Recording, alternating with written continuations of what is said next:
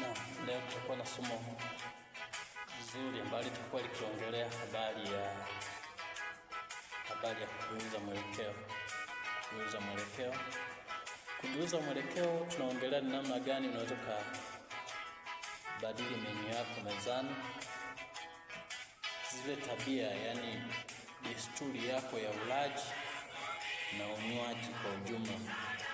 Na kati ya kitu ambacho kwa dunia ya sasa kimekuwa ni changamoto kubwa sana, na pia tumepelekea jamii kupata changamoto nyingi za kiafya, ni pamoja na ulaji na unywaji. Naam, hata kimekuwa kitabu kitakatifu Biblia anaongelea hata kipindi cha zama za Nuhu, watu walikuwa wanakula na kunywa, wanaoa na kuolewa. Zingatia, walikuwa wanakula na kunywa. Hata mwenzako kuambia, bwana tulikula na kunywa, kweli ndio kwamba watu walikula na kunywa. Sasa katika kula na kunywa sio dhambi, ila sasa unakulaje katika mimi yako ipoje? Na hii ya ulaji na unywaji, kama nilivyoongea pale nyuma, niongelea habari ya lishe bora.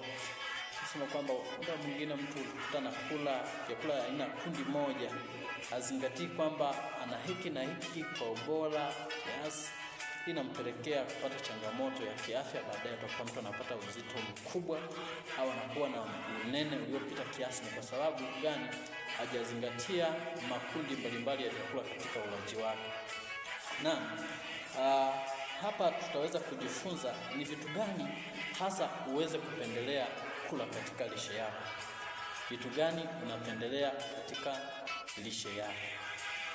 Na ukisoma baadhi ya vitabu mbalimbali vya kwenye Biblia, unaweza kaona ni namna gani hata kina Danieli, Meshaki, wengi walipewa nafaka, kula nafaka vizuri, na ikaweza kufanya wakaonekana mbele za mfalme wamenawili, nyuso zao zimeng'aa. Kwa nini? Kwa sababu walikula chakula ambacho kilikuwa na asili wake, asilia yake.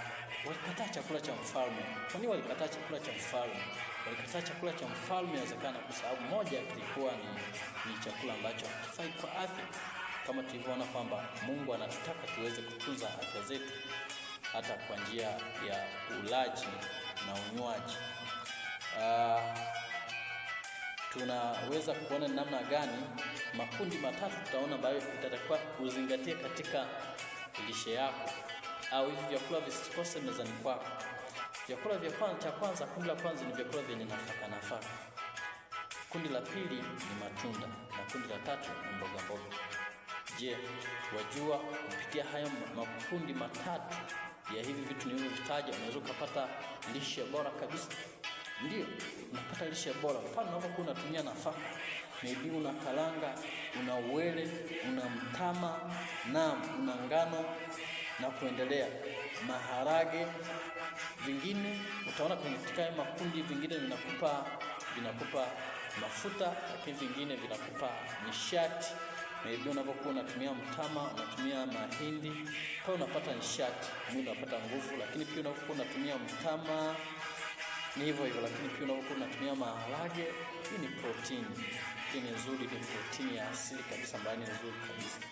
Kwa hiyo pendelea kutumia hivi vitu, na ikiwezekana uwepo na vile vitu vya kutafuna, ikiwepo kalanga kwenye msosi wako pale. Kanga zipitishe motoni, zitumie vizuri, zitakusaidia. Na ngano, zamani nakumbuka pamoja na zamani zake, naongelea zamani zangu. Kwa kweli wazazi wetu wametulea vizuri. Kwa mwingine asubuhi napewa ile ngano, mnaikanga vizuri kabisa.